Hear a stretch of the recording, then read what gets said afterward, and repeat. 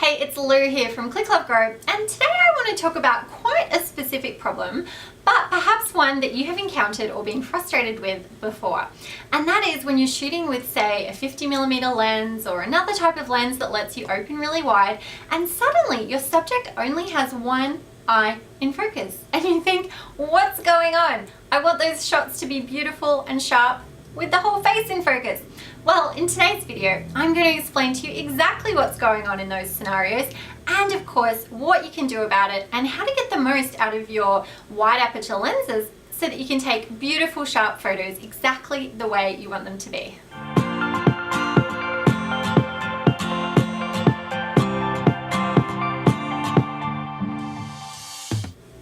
Okay, so let's talk about shooting at wider apertures. Now, you may have heard me talk about the 50mm f1.8 lens or the Nifty 50. This is a great place to start if you are starting to look into photography a little bit more and you're feeling frustrated by your kit lens.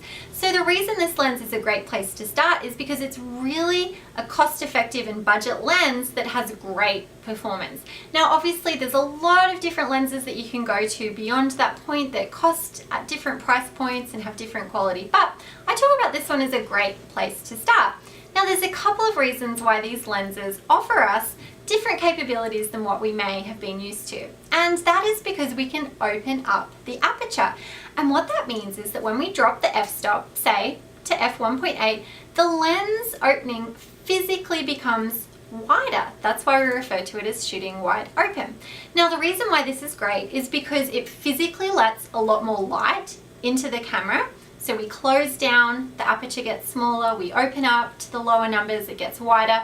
That light can come in and hit our subject and it gives us a lot more flexibility to shoot in situations with lower light, such as indoors or areas where we're not having to stand outside, where our kit lens is otherwise a little bit limiting.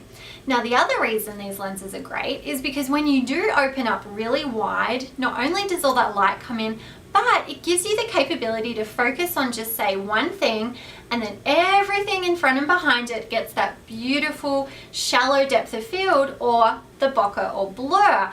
And that's what can look really professional in photos where you just say focus on your subject and they have a field of flowers behind them and suddenly it's this great color that's all blurred out. That's often what we try to achieve in portrait photography. But of course we want to make sure all of our subject is in focus. And this is where the danger can come in. If we are taking photos with, say, a lens that lets us open to f1.8 and we're filling the frame with our subject's face, we focus on the eye, then we'll get it in focus. But if we go too wide and that area that's in focus is too shallow, as soon as our subject moves to the side, we might get one eye in focus, but this eye now has moved out of that plane of focus and it's now not in focus. Or it could be that you focus on someone's area of face in general and perhaps their nose is in focus, but their eyes are not. And I'm gonna say when I got my first 50 Nifty, I was having so much fun taking photos of my husband right up close to the lens. His nose was beautifully sharp and his eyes were out of focus. And that was the point for me where I went, okay, what's going on? So the first thing is, when you are taking photos, you probably want to give yourself a little bit of leeway and perhaps don't go all the way to f1.8. Perhaps start out at f2.0, f2.2, even up to f2.8. So we want to increase the area or the depth of field that's in focus. So suddenly, as we bring those f-stop numbers up, if we focus on one eye, we have enough depth so that both eyes are in focus. Now, the other factor to consider is how close your subject is to the actual lens.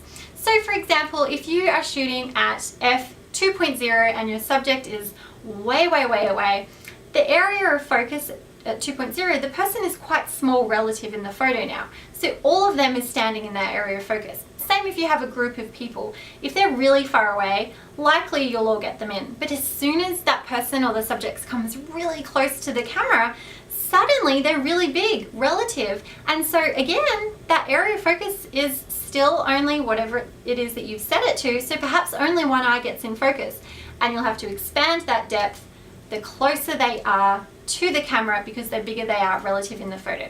So I would say if you're taking a portrait shot and someone is as close as I am, you're using a 50mm lens, then potentially you can use f2.2, f2.8 to be safe. You're going to get them all in focus. As you take those shots in closer and closer and you fill the frame with your subject, you might want to make it a little bit deeper just to be on the safe side. And of course, lens focal length comes into play as well. The 50mm is reasonably wide. It's about an average width, and what that means is when you look through the camera, you can see a fair amount, so your subject can get really close.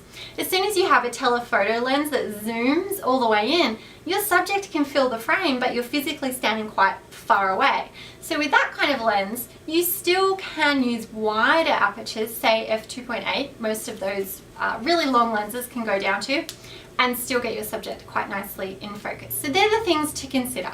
If you do have a 50mm lens or a 35mm lens and it goes to f1.8, do be conscious that if you are getting your subject really close to the camera, you might just want to increase your f-stop a little bit, because it's super fun to get those lovely in focus shots with everything blurred, but you want to make sure that the areas that you want in focus, for example your subject's eyes, to be nice and sharp. So it's always fun to play with wide open lenses. Best place is to always experiment, see how you go, change it up a little bit, find the f-stop that you are comfortable playing with, and go from there.